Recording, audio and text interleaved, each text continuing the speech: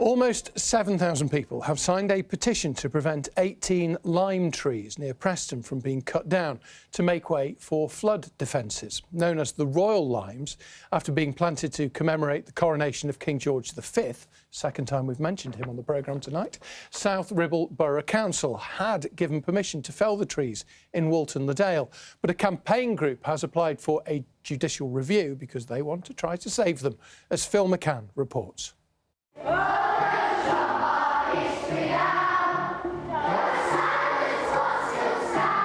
21 trees that mean a lot to Walton-le-Dale. They are a piece of us. They have been there for years and years. They were there when George was king with his wife Mary. It's like part of Preston history, because they've been here since a war, I think. The children here at St Patrick's Primary have joined with some local campaigners who were in school before the days that hymns were put on PowerPoints to raise awareness about the planned fate of the trees down the road. We thought we have to do something to at least raise the profile of the issue to see whether there's something that can be changed. 18 of these trees are due to be chopped down to make way for a new Environment Agency flood barrier, the latest step in a scheme to prevent future flooding from the River Ribble.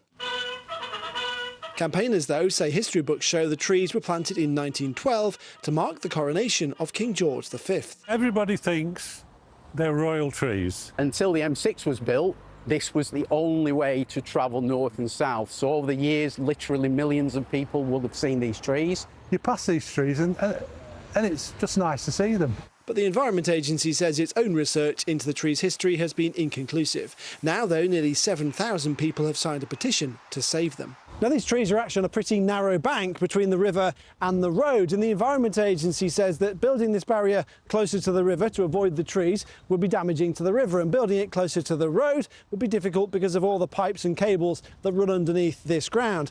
And they say that either of those two options that avoid the trees would be too expensive. It's not that expensive, really.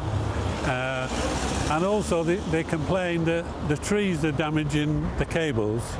Well, the trees were there far before the cables. Planning permission was granted in February and workers are currently on site analysing the ground. So now campaigners are looking at legal action, applying for leave to bring a judicial review into the planning process. We believe that actually not all the relevant information was provided to the planning officers and the planning committee. The agency says its priority is protecting hundreds of homes from flooding, and felling trees is always a last resort. Phil McCann, BBC North West Tonight, Walton-le-Dale. Now, a bit of